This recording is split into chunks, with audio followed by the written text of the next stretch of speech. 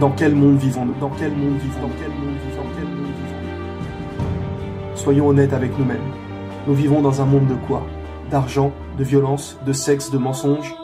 Tout le monde court après quoi ici-bas? L'argent, le dieu des non-croyants. N'y a-t-il pas beaucoup de personnes qui ont été kidnappées pour l'argent? N'y a-t-il pas beaucoup de personnes qui ont été tuées pour l'argent? Ces objets de fer et de papier, car c'est ce qu'ils sont. Nous y avons attaché beaucoup trop d'importance, sans nous rendre compte que viendra un jour où ils ne nous serviront plus à rien. Tout le monde aujourd'hui fait sa vie en croyant être immortel, car c'est plus ou moins le cas. Qui pense vraiment à la mort?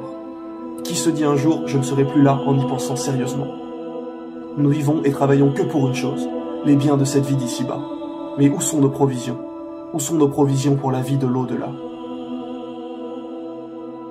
Quand vous partez en voyage dans un autre pays, déjà à l'avance, vous réservez vos billets de transport, vos chambres d'hôtel, vous mettez depuis plusieurs mois de l'argent de côté.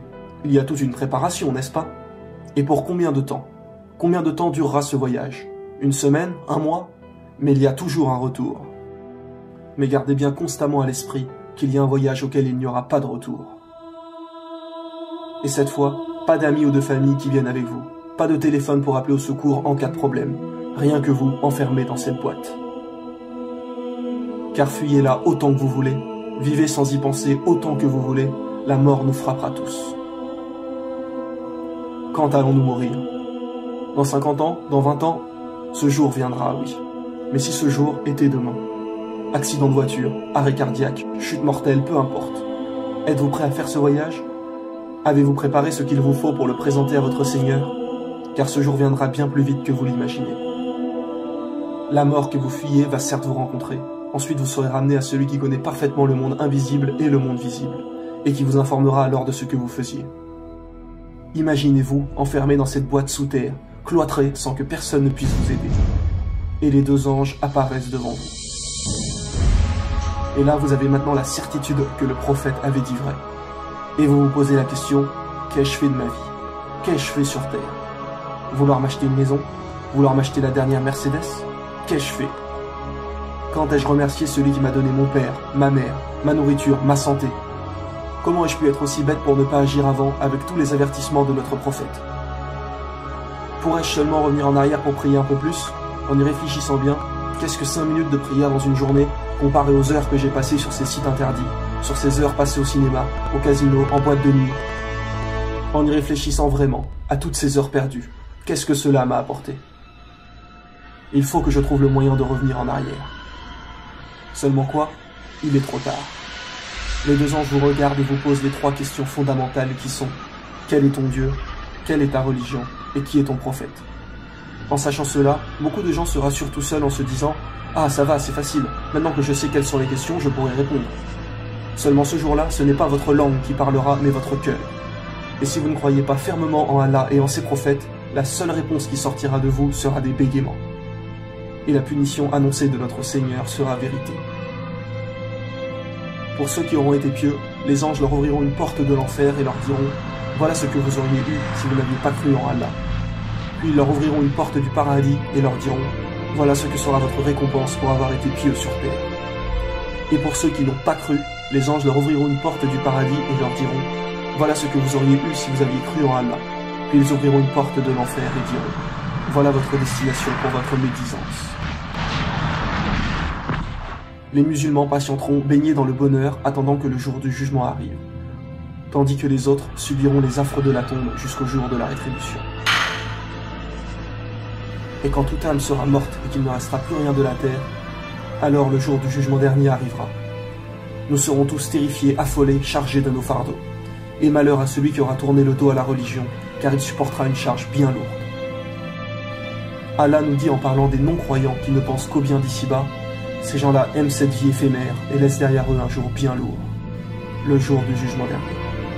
Car inévitablement, toute âme se présentera devant Allah et répondra de ce qu'elle a œuvré. C'est pour cela que notre bien-aimé prophète l'a répété 2 fois dans son dernier sermon.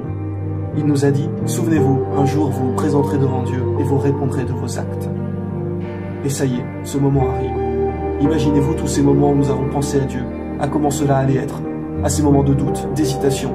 Et ça y est, Allah est devant nous. Plus de doute, nous le voyons avec l'œil de la certitude. Et vous savez que devant toute la création, vos actes vont être révélés. Toutes les choses abominables que vous avez commises en secret seront mises à jour. Pensiez-vous vraiment que personne ne vous regardait? Certes, Allah est parfaitement connaisseur de ce que vous faites. Il sait ce que vous cachez ainsi que ce que vous divulguez. Ce jour-là, nous serons tous réunis, personne ne se reconnaîtra. Les gens s'interrogeront entre eux, et alors viendra la balance avec vos livres et la pesée de vos actions. Car tout au long de votre vie sur terre, 2 anges ont inscrit chaque fait et geste que vous avez commis. Et les non-croyants diront alors, « Malheur à nous, qu'est-ce que ce livre qui n'oublie aucun petit ou grand péché ?»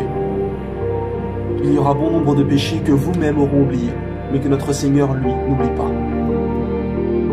Ce jour-là, nul refuge pour vous, et vous ne pourrez point nier vos péchés. Tout se retournera contre vous, votre corps dira ce qu'il a fait, vos proches, qui ne vous reconnaîtront plus, diront ce que vous leur avez fait. Donc comportez-vous toujours de la manière la plus convenable possible avec les autres. Notre bien-aimé prophète a dit, ne blessez personne afin que personne ne puisse vous blesser. Celui qui aura fait le poids d'un atome de mal le verra, et celui qui aura fait le poids d'un atome de bien le verra également. Et celui dont les bonnes actions pèseront lourd dans la balance, nulle crainte à son sujet. Et celui dont les bonnes actions seront légères, alors malheur à lui, car l'enfer sera sa récompense. Une fois la pesée faite, viendra le passage qui vous mènera à l'enfer ou au paradis, selon ce que vous avez œuvré sur terre. Ce passage se nomme le Sirat.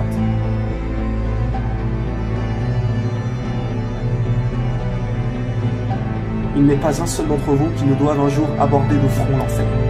Ainsi en a décidé le Seigneur par arrêt sans appel. Nous sauverons ensuite ceux qui auront été pieux et y laisserons les réprouvés prostrés à jamais. Les gens arriveront devant le pont et commenceront à y passer selon la qualité de leurs œuvres. Certaines personnes le franchiront en un éclair. Et plus vous aurez été quelqu'un de pieux, plus votre passage se fera rapidement et simplement.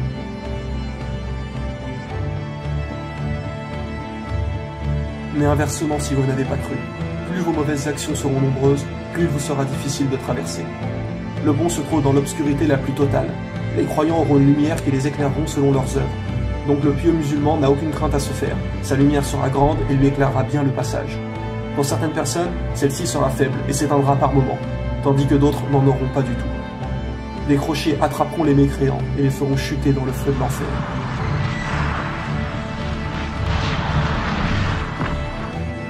Beaucoup de gens n'ont pas voulu croire, ont crié au mensonge, ont été orgueilleux. Il leur sera dit, entrez en enfer et goûtez au châtiment que vous traitiez de mensonge. Imaginez-vous être en prison pour 20 ans par exemple. Imaginez-vous la souffrance que cela doit être. Pourtant, il n'y a pas de souffrance physique, seulement mentale. Mais en enfer, la souffrance est physique et mentale. Ses habitants ne cesseront jamais de brûler. Son feu est 70 fois plus chaud que celui que nous connaissons ici-bas. Imaginez seulement quelques secondes votre main dans le feu. Alors tout le corps sans cesse. Et quand quelqu'un est en prison, il lui reste toujours quelque chose. C'est l'espoir. Quelqu'un qui reste 20 ans en prison, il se dira toujours « un jour je finirai par sortir ». Il y a toujours un but qui vous fait avancer, une lueur au bout du tunnel. Mais en enfer, ce n'est pas pour 20 ans, ni pour 100 ans, mais pour l'éternité. Imaginez un peu ne jamais en sortir. Quand nous subissons quelque chose, nous savons qu'il y a une fin. Alors nous avons toujours espoir, et cette pensée qui nous dit qu'un jour cela se finira. Mais en enfer, il n'y a pas de bout du tunnel, il n'y a pas d'issue. Allah nous dit que nos peaux seront plus épaisses pour bien brûler, et qu'une fois brûlées, ils nous donneront une nouvelle peau pour souffrir de nouveau. Cela est intéressant, car nous avons découvert récemment que les terminaisons nerveuses sont dans la peau. C'est-à-dire que si vous vous brûlez la peau, vous allez avoir mal, mais une fois brûlée, si vous remettez cette partie au feu, vous n'aurez plus mal, car la peau est déjà consumée. Et que nous est-il dit? Certes, ceux qui ne croient pas en nos révélations, nous les ferons entrer dans le feu. Chaque fois que leur peau sera consumée, nous leur en donnerons une autre en échange, afin qu'ils goûtent au châtiment. Certes, Allah est puissant et sage. Réfléchissez bien à ces choses-là, car après, il sera trop tard. Au jour de la résurrection, Dieu demandera à celui des damnés dont le châtiment sera le plus léger, « Si tu possédais tout ce que tu voulais sur la terre, tout l'argent du monde, le donnerais-tu pour te racheter ?» Il dira « Oui ». Et Dieu lui répondra, « Je t'avais pourtant demandé bien moins que cela. Mais tu as préféré t'enfler d'orgueil et ne rien savoir. Mais tu as préféré t'enfler d'orgueil et ne rien savoir. Tu as préféré t'enfler d'orgueil et ne rien savoir. »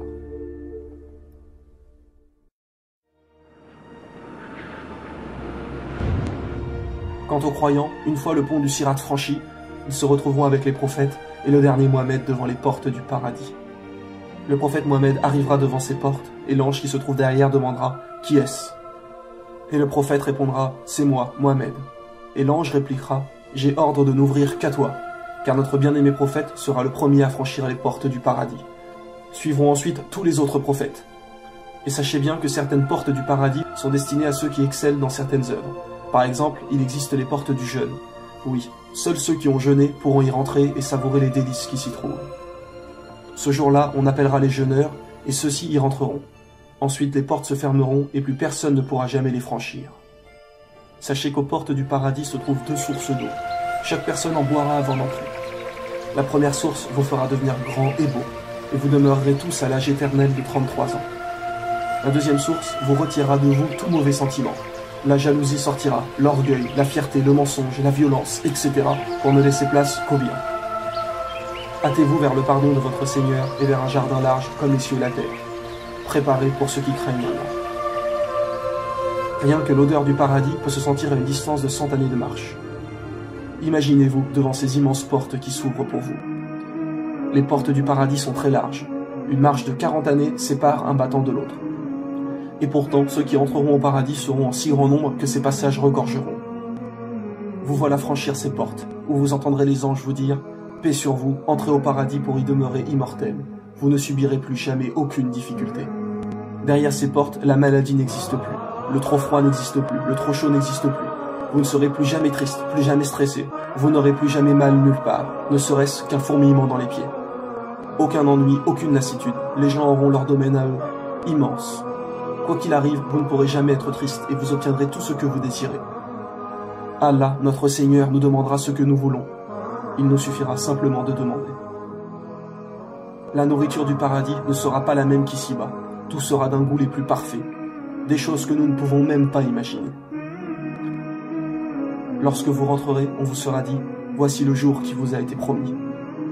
Élancez-vous vers le pardon de votre Seigneur et vers un jardin large comme le ciel et la terre, préparé pour ceux qui auront cru en Allah et en ses prophètes. Telle est la grâce d'Allah, il la donne à qui il veut. Allah est le maître de la grâce incommensurable. Allah nous a dit également dans le Coran, et voilà l'énorme succès. Le paradis contient tous les aspects du bonheur spirituel et corporel. Vous y trouverez ce que vous désirez, vous obtiendrez ce que vous demanderez. Voilà la description du paradis qui a été promis aux pieux. Il y aura là des ruisseaux d'une eau jamais malodorante, et des ruisseaux d'un lait au goût inaltérable, et des ruisseaux d'un vin délicieux à boire, ainsi que des ruisseaux d'un miel purifié. Et il y a là pour eux des fruits de toutes sortes, ainsi qu'un pardon de la part de leur Seigneur. Gardez bien en tête qu'il ne s'agit là que d'un minuscule échantillon de ce que vous trouverez au paradis, et que Allah ne nous a dévoilé qu'une infime partie de ce qui s'y trouve. Mais notre Seigneur nous a bien précisé « J'ai préparé pour mes pieux serviteurs ce que nul œil n'a jamais vu, ce que nulle oreille n'a jamais entendu et ce que nul cœur ne peut imaginer. » Ne troquez pas votre vie éternelle pour la vie éphémère. Notre bien-aimé prophète a dit « Au jour du jugement, il y aura 70 000 personnes qui passeront sans épreuve, châtiment ou jugement. Ceux qui auront été les plus pieux. Alors gardez toujours à l'esprit, qu'en est-il des autres? La vérité conduit à la piété, et la piété conduit au paradis.